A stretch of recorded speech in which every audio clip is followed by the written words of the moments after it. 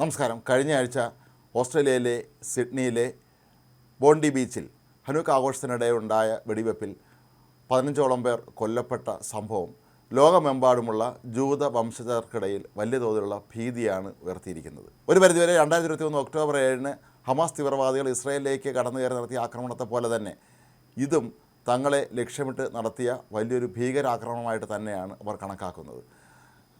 ലോകത്തെ എല്ലാ രാജ്യങ്ങളിലും ജൂതന്മാർ താമസിക്കുന്നുണ്ട്. പ്രത്യേകിച്ച് പാശ്ചാത്യ രാജ്യങ്ങളിലാണ് ഒരുപക്ഷെ ഏറ്റവും അധികം ജൂതവംശജരുള്ളത്. പാശ്ചാത്യ രാജ്യങ്ങളിലെ ഒരു ലിബറൽ ചിന്താഗതികൾ കാരണം അവിടെ തങ്ങൾ എക്കാലത്തും സുരക്ഷിതരായിരിക്കും എന്ന് തന്നെയാണ് അവർ വിശ്വസിച്ചിരുന്നത്. എന്നാൽ ഇപ്പോൾ ഉണ്ടാകുന്ന ഈ സംഭവങ്ങളൊക്കെ തന്നെ തങ്ങൾക്ക് വലിയ തോതിലുള്ള ഭീഷണിയായി മാറിയിരിക്കുന്നതായി അവർ വല്ലാതെ ഭയപ്പെടുന്നുണ്ട്. അതുകൊണ്ട് തന്നെ ഇപ്പോൾ പാശ്ചാത്യ രാജ്യങ്ങളിലൊക്കെ ഉള്ള ജൂതവംശജർ തിരികെ അവരുടെ ജന്മനാട്ടിലേക്ക് പോകാനുള്ള തയ്യാറെടുപ്പുകളാണ് നടത്തിക്കൊണ്ടിരിക്കുന്നത്.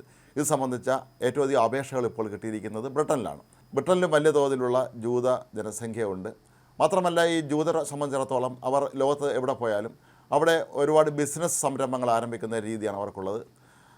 ബ്രിട്ടനിൽ തന്നെ ഒരുപാട് ബിസിനസ് സ്ഥാപനങ്ങൾ അവർക്ക് സ്വന്തമായിട്ടുണ്ട്. അതുപോലെ ബ്രിട്ടനിലെ പ്രശസ്തമായ ബേക്കറികൾ പലതും നടത്തുന്നത് ഈ ജൂതവംശജരാണ്. അപ്പോൾ അങ്ങനെ അവിടുത്തെ ജനങ്ങളുമായി വളരെ അടുത്ത ബന്ധം പുലർത്തുന്ന നല്ലൊരു സമൂഹമായിട്ടാണ് ജൂത സമൂഹത്തെ എല്ലാവരും കാണുന്നത്. പക്ഷേ ഇപ്പോഴുണ്ടായ ഈ സംഭവവികാസം നാളെ തങ്ങൾക്ക് നേർക്കും ഉണ്ടാകാം എന്ന് അവർ വല്ലാതെ ഭയപ്പെടുന്നുണ്ട്. കഴിഞ്ഞ ഈ ഒരു വർഷത്തിനിടെ, അതായത് 2025 ജനുവരി മുതൽ ഈ ഡിസംബർ വരെ ഏതാണ്ട് 84ഓളം ആക്രമണങ്ങളാണ് ജൂതവംശജർക്കും അവരുടെ സ്ഥാപനങ്ങൾക്ക് നേരെ ബ്രിട്ടനിൽ തന്നെ ഉണ്ടായിരിക്കുന്നത്. അതല്ലാതെ നേരിട്ടുള്ള ഭീഷണിയും മറ്റൊരു വശത്തും. അപ്പോൾ അതുകൊണ്ട് തന്നെ ഇനി ഇവിടെ നിൽക്കുന്നത് സുരക്ഷിതമല്ല എന്നുള്ളൊരു ചിന്തയാണ് അവരിൽ പലർക്കുമുള്ളത്. അതുകൊണ്ട് തന്നെയാണ് ഇപ്പോൾ ഇത്തരത്തിലുള്ള ഈ തിരികെ പോകുന്നതിന് വേണ്ടിയുള്ള രേഖകൾ തയ്യാറാക്കുന്ന സ്ഥാപനങ്ങളിലൊക്കെ തന്നെ വലിയ തോതിലുള്ള ജൂതന്മാരുടെ തിരക്ക് അനുഭവപ്പെടുന്നത്. ബോണ്ടി ബീച്ചിലുണ്ടായ ആക്രമണത്തിൽ 10 വയസ്സുള്ള കുട്ടി മുതൽ 87 വയസ്സുള്ള വൃദ്ധനായ മനുഷ്യൻ വരെയാണ് കൊല്ലപ്പെട്ടിരിക്കുന്നത്. ഈ 87 വയസ്സുകാരൻ നേരത്തെ ഹിറ്റ്ലറിൻ്റെ ജൂതവംശരെ കൂട്ടക്കൊല നടത്തുന്ന സ്ഥലത്തു നിന്ന് രക്ഷപ്പെട്ട വ്യക്തി കൂടിയാണ്. എന്നിട്ട് അദ്ദേഹത്തിന് ഇത്തരത്തിലുള്ള ദാരുണമായ അന്ത്യമാണ് കാത്തിരുന്നത് എന്നുള്ളതൊക്കെ തന്നെ ഇവിടുത്തെ ജൂതവംശജരെ വല്ലാതെ ഭയപ്പെടുത്തുന്നുണ്ട്. ലണ്ടനിലെ തന്നെ വടക്കൻ മേഖലയിൽ ഈ ജൂതവംശജരുടെ വലിയ സമൂഹങ്ങളുണ്ട്. അവരോട് ഏതാണ്ട് ഒരു ഗ്രാമം പോലെ ആണ്, ഒരു വലിയ കമ്മ്യൂണിറ്റി ആയിട്ടാണ് താമസിക്കുന്നത്. അവർക്കിടയിലെല്ലാം തന്നെ ഇപ്പോൾ വല്ലാതെ ഭീതി പരക്കുകയാണ്. അതുകൊണ്ട് തന്നെയാണ് അവർ ബ്രിട്ടൻ വിട്ട് ഇസ്രായേലിലേക്ക് പോകാൻ തീരുമാനിച്ചിരിക്കുന്നത്. പക്ഷേ ഇവിടെ അവരെ നേരിടാൻ പോകുന്ന ഏറ്റവും വലിയ പ്രതിസന്ധികളിലൊന്ന് പതിറ്റാണ്ടുകളായി അല്ലെങ്കിൽ എത്രയോ കാലങ്ങളായി അവരോട് ഒരുപാട് ബിസിനസ് സ്ഥാപനങ്ങളും മറ്റും തുടങ്ങിയിട്ടുണ്ടായിരുന്നു. അതൊക്കെ ഇവിടെ വിട്ടിട്ട് പോവുക എന്ന് പറയുന്നത് തിരികെ ഇസ്രായേലിലെത്തിയാൽ അവിടെ എങ്ങനെ ജീവിക്കും എന്നുള്ള ചോദ്യങ്ങളൊക്കെ ഉയരുന്നുണ്ട്. ബ്രിട്ടനിലെ ഇപ്പോഴത്തെ ജൂതവംശക്കാരുടെ തലമുറ എന്ന് പറയുന്നത് ഇവിടെ ജനിച്ച് വളർന്നവരാണ്, ബ്രിട്ടനിൽ തന്നെ ജനിച്ച് വളർന്നവരാണ്. അതുകൊണ്ട് തന്നെ അവരെ സംബന്ധിച്ചിടത്തോളം പെട്ടെന്ന് വേറൊരു അന്തരീക്ഷത്തിലേക്ക്, തങ്ങളുടെ മാതൃരാജ്യമാണെങ്കിൽ പോലും പെട്ടെന്ന് എങ്ങനെയാണ് മറ്റൊരു രാജ്യത്ത് നിന്ന് അവിടെ എന്തെങ്കിലും പുതിയ സംരംഭങ്ങൾ തുടങ്ങുക അല്ലെങ്കിൽ ജോലി അന്വേഷിക്കുക എന്ന് പറയുന്നത് അങ്ങേറ്റം ദുർഘടമായ ഒരു കാര്യം തന്നെയാണ്. പക്ഷേ അപ്പോഴവർ ചിന്തിക്കുന്നത് ബ്രിട്ടനേക്കാൾ അല്ലെങ്കിൽ പാശ്ചാത്യ രാജ്യങ്ങളെക്കാളൊക്കെ തന്നെ തങ്ങൾ സുരക്ഷിതരായിരിക്കുന്നത് സ്വന്തം നാട്ടിൽ തന്നെയാണ് എന്നാണ്. നമുക്കറിയാം, ഇസ്രായേലിനെ സംബന്ധിച്ചിടത്തോളം അവർ ഇത്രയധികം തീവ്രവാദ സംഘടനകളെയും അതുപോലെ ഇറാൻ ഉൾപ്പെടെ രാജ്യങ്ങളുടെയൊക്കെ തന്നെ ആക്രമണങ്ങളെ ചെറുത്ത് നിൽക്കുന്ന കാര്യത്തിൽ അവരെ അഭിനന്ദിക്കേണ്ട ഒന്ന് തന്നെയാണ് ഇസ്രായേൽ സർക്കാരിൻ്റെ നടപടികളൊക്കെ തന്നെ. പക്ഷേ ഇവരെല്ലാവരെയും കൂടെ എങ്ങനെയാണ് രാജ്യം ഇനി ഉൾക്കൊള്ളുക എന്നുള്ള ചോദ്യം. നമുക്കെല്ലാം അറിയാവുന്നതുപോലെ ഇസ്രായേൽ ഒരു ചെറിയ രാജ്യമാണ്. പക്ഷേ അവർക്ക് ഒരുപാട് മറ്റ് സംവിധാനങ്ങൾ അവിടെയുണ്ട്. ഏതൊരു ലോകത്തെ വലിയ രാജ്യത്തെക്കാളും എല്ലാവിധ സാങ്കേതിക സംവിധാനങ്ങളും ഭരണക്രമങ്ങളുമൊക്കെ തന്നെ അവർ സ്വന്തമായിട്ടുണ്ട്. പക്ഷേ ഇവരെല്ലാവരും കൂടെ തിരിച്ചങ്ങ് നാട്ടിൽ ചെല്ലുകയാണെങ്കിൽ അത് കാര്യങ്ങൾ എളുപ്പമാകുകയില്ല എന്നുള്ളതാണ് മറ്റൊരു പ്രധാനപ്പെട്ട കാര്യം.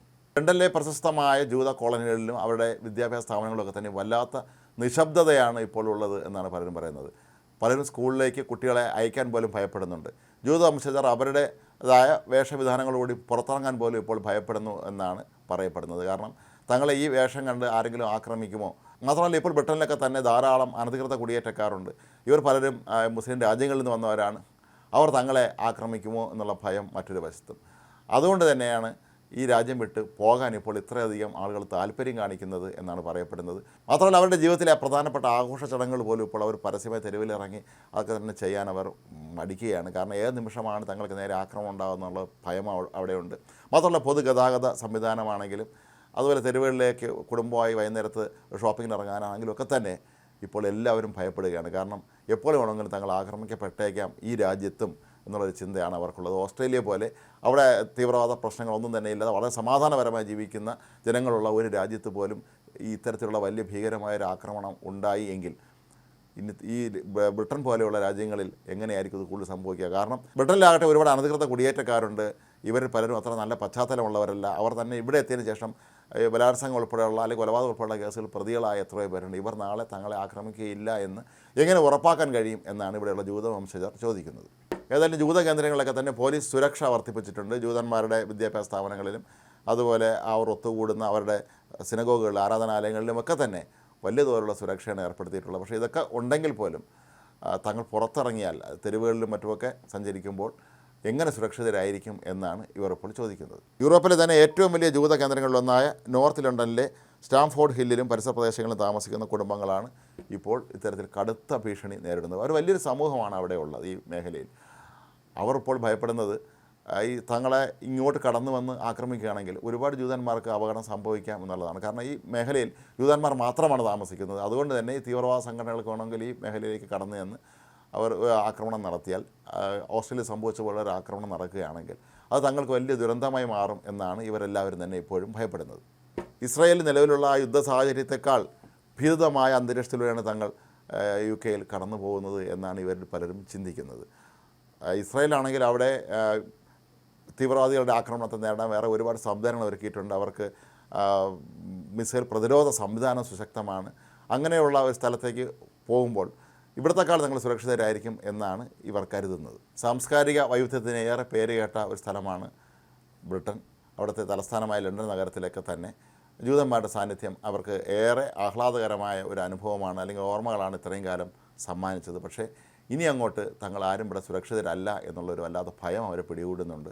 അതുകൊണ്ട് തന്നെയായിരിക്കാം ജൂത വംശജർ ഇപ്പോൾ ബ്രിട്ടൻ വിട്ട് പരമാവധി ഇസ്രായേലിലേക്ക് പോകാൻ ശ്രമിച്ചുകൊണ്ടിരിക്കുന്നത്. പക്ഷേ ഇത് സംബന്ധിച്ച് ഇസ്രായേലിൻ്റെ പ്രതികരണം ഇനിയും ലഭ്യമായിട്ടില്ല. കാരണം ഇത്രയും ആളുകൾ ഒരുമിച്ച് അവിടേക്ക് ചെന്നാൽ ഉണ്ടാകുന്ന ബുദ്ധിമുട്ടുകൾ ആ രാജ്യം നേരിടേണ്ടി വരും എന്നുള്ള ഉറപ്പാണ്. പക്ഷേ ഇസ്രായേലിനെ സംബന്ധിച്ചിടത്തോളം, ഇസ്രായേൽ സർക്കാരിനെ സംബന്ധിച്ചിടത്തോളം ലോകത്ത് എവിടെയുമുള്ള ജൂതവംശജരുടെ സുരക്ഷ ഉറപ്പാക്കുക എന്നുള്ളത് അവരുടെ കടമയായിട്ടാണ് കരുതുന്നത്. അതുകൊണ്ട് തന്നെ ഇവരാരും അങ്ങോട്ട് ചെല്ലുമെന്ന് പറഞ്ഞാൽ വാതിലടയ്ക്കാനുള്ള സാധ്യത കുറവാണ്. അവർ സ്വീകരിക്കുക തന്നെയായിരിക്കും ഇസ്രായേൽ ചെയ്യുക എന്നാണ് പൊതുവെ കരുതപ്പെടുന്നത്.